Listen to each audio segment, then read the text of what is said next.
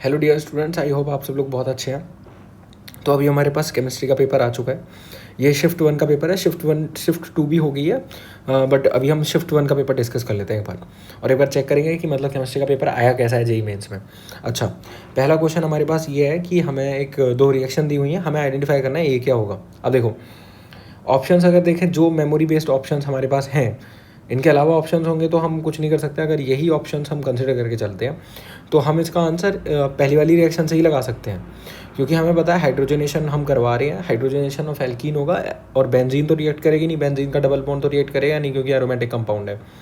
तो इसका मतलब अगर हमारे पास, अगर हम हाइड्रोजनेशन करवा रहे हैं तो अगर ये ए होगा तो ये भी डबल बॉन्ड हट जाएगा, ये भी डबल बॉन्ड, ये तो नहीं हो सकता।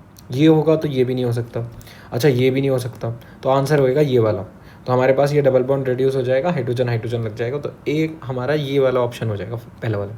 अच्छा, सेकंड में हमें कह रहा है कि हमने KMnO4 यूज़ किया है, हॉट एल्कलाइन KMnO4। तो KMnO4 तो COOH में कन्वर्ट कर देता है। अच्छा, ये जितना भी होगा यहाँ पर भी COOH में कन्वर्ट कर देगा और यहाँ पर भी COOH में कन्वर्ट कर देगा। तो इसका मतलब ऑप्शंस के अकॉर्डिंग तो हमारा ये ऑप्शन होएगा सही। अभी हमारे जो ऑप्शंस हैं वो अकॉर्डिंग ये मेमोरी बेस्ड ऑप्शंस ही हैं, ठीक है। ये वाला जो क्वेश्चन है ये मूल कॉन्सेप्ट पे बेस्ड है। इसमें कह रहा है कि ये एक्सेस में है। अगर ये एक्सेस में है तो लिमिटिंग रिएजेंट तो यही हो गया। तो इसके नंबर ऑफ मोल्स निकाल लो। नंबर ऑफ मोल्स होंगे गिवन मास अपॉन मोलर मास। जब ऑप्शंस चेक करोगे आप तो नंबर ऑफ मोल्स के अकॉर्डिंग नंबर ऑफ मोल्स निकालोगे आप गिवन मास अपॉन मोलर मास। फिर उसके बाद इसके मोल्स पता लग जाएंगे आपको। फिर फॉर्मूला यूज़ करोगे number of moles equals to given mass upon molar mass. तो इसका गिवन मास मतलब मॉलिक्यूलर वेट निकाल लोगे। ये भी आसान क्वेश्चन है, तो इसको भी सॉल्व कर सकते हो। अच्छा, इस क्वेश्चन का आंसर मैं बता देता हूँ एक बार। अगर आप ऑप्शंस के अकॉर्डिंग चेक करोगे तो इसका आंसर आना चाहिए, एक मिनट रुको, मैं बता देता हूँ इसका आंसर क्या है हमारे पास। तो इसका आंसर आना चाहिए फोर्थ, ये वाला।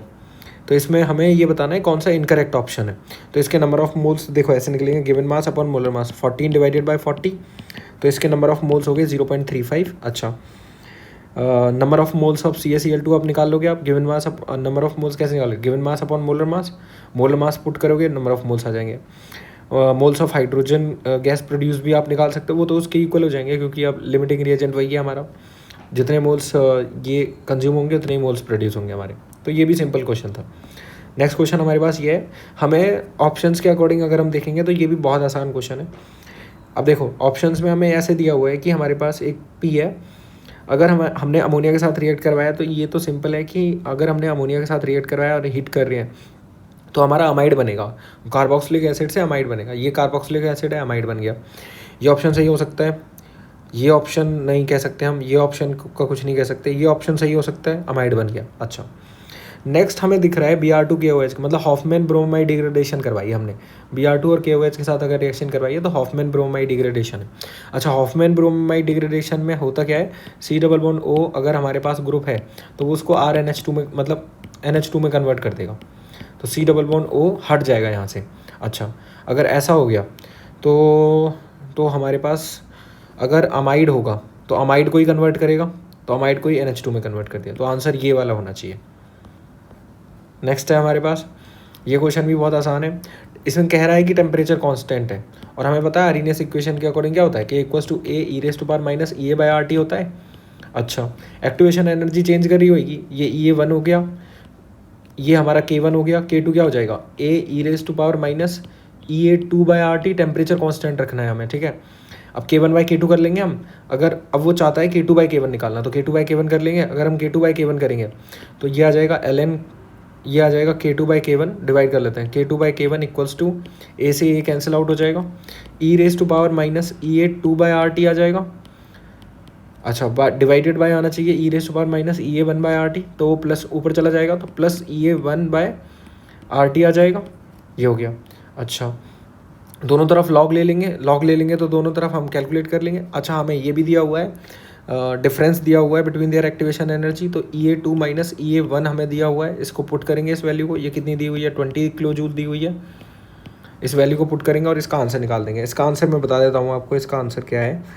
इसका आंसर आना चाहिए आपका अप्रॉक्सीमेटली 8 के आसपास इसका आंसर आना चाहिए, अगर आप कैलकुलेट करोगे इसको तो। तो इसमें ध्यान रखना है यूनिट कन्वर्जन का भी, तो हमें यूनिट कन्वर्जन पे भी ध्यान रखना है। इसमें किलो जूल में दिया है तो इसको जूल में कन्वर्ट कर लेना, क्योंकि जो आर की वैल्यू है वो 8.3 जूल पर केल्विन पर मोल है। नेक्स्ट ये वाला क्वेश्चन है। इस क्वेश्चन में अगर हम देखें तो हमारे पास बेंजीन है, बेंजीन हमने पहले नाइट्रेशन किया है, तो नाइट्रेशन कॉन्सनट्रेटेड HNO3H2SO4 के साथ, मतलब हमारे पास नाइट्रोबेंजीन बन जाएगा। तो अगर नाइट्रोबेंजीन बन गया, उसके बाद हम नाइट्रोबेंजीन का रिडक्शन कर रहे हैं, तो बड़ी फेमस रिएक्शन है, नाइट्रोबेंजीन से एनिलीन बन जाएगा, एनिलीन बन गया। फिर उसके बाद देखो फिर हमने इसको ट्रीट करवाया है इसके साथ, फिर उसके बाद फिर हमने नाइट्रेशन किया है इसका, फिर उसके बाद H+। मतलब मेन बात यह है कि अगर इसका आप नाइट्रेशन करोगे तो पैरा वाला प्रोडक्ट नहीं बन पाता। पैरा वाला प्रोडक्ट बनाने के लिए ही हमने ये सब किया है। तो हमारे पास फाइनल जो प्रोडक्ट बनेगा ना वो ये बनेगा, हमारे पास यहाँ पे NH2 और यहाँ पे NO2 लग जाएगा, ये प्रोडक्ट बनेगा। अब आपको इसमें परसेंटेज नाइट्रोजन निकालना है, तो परसेंटेज नाइट्रोजन निकालने के लिए क्या करोगे, सिंपल है, कितने नाइट्रोजन है हमारे पास, 2 नाइट्रोजन है, तो इनका मॉलिक्यूलर मास इनका जो भी होएगा divided by total molecular weight of this compound into 100, आ गया परसेंटेज। सिंपल सा है। तो इसका आंसर मैं बता देता हूँ, इसका जो कैलकुलेट करने के बाद आंसर आया वो अप्रॉक्सीमेटली 20 के आसपास आया, 20% आया हमारे पास। ओके, नेक्स्ट ये वाला क्वेश्चन है हमारे पास, out of the following how many compounds have tetrahedral geometry. तो ये बड़ा फेमस क्वेश्चन है, ये पहले भी आ चुका है, मतलब पहले भी आया है ये ऐसा क्वेश्चन हमारे पास। हमसे पूछ रहा है कि कितने कंपाउंड्स की टेट्राहेड्रल ज्योमेट्री होगी, तो ये तो नहीं हो सकता टेट्राहेड्रल। अच्छा, NH4+ है, टेट्राहेड्रल ही होएगा। तो या तो आप स्टेरिक नंबर कैलकुलेट करो, हाइब्रिडाइजेशन निकालो, तब निकाल सकते हो आंसर, बाकी आपको याद होंगे तब निकाल सकते हो। तो इसमें कुछ इन्होंने केमिकल बॉन्डिंग से भी इन्वॉल्व किए हैं कुछ कंपाउंड्स, और कुछ कंपाउंड्स इन्होंने वहाँ से भी इन्वॉल्व किए हैं, क्या बोलते हैं, कुछ कंपाउंड्स इन्होंने कोऑर्डिनेशन कंपाउंड से और केमिकल बॉन्डिंग से।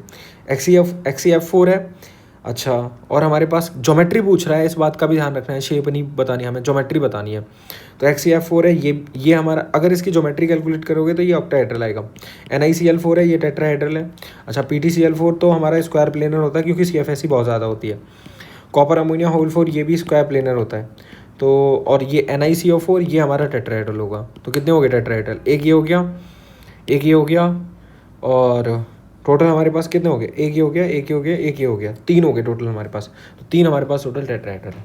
बाकी और भी क्वेश्चंस हैं हमारे पास, ये शिफ्ट 1 से हैं, और अगर आपके पास भी कुछ क्वेश्चंस हैं तो आप भी हमें बता सकते हो। बट अगर मैं ओवरऑल पेपर की बात करूं, जैसे अभी तो मेन जो क्वेश्चन पेपर है वो नहीं आया है, बाद में जब मेन क्वेश्चन पेपर आ जाएगा तो उसको सॉल्व कर लेंगे।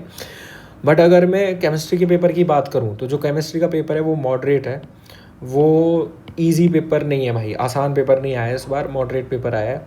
आसान नहीं कह सकते हैं, क्योंकि आपको टाइम देना पड़ेगा, और आपको अगर टाइम देना पड़ेगा तो सॉल्व करने पड़ेंगे आपको क्वेश्चन। ऐसा नहीं है आप 30-35 मिनट में क्वेश्चन पेपर सॉल्व कर लोगे, प्रॉपर इसमें टाइम लगेगा।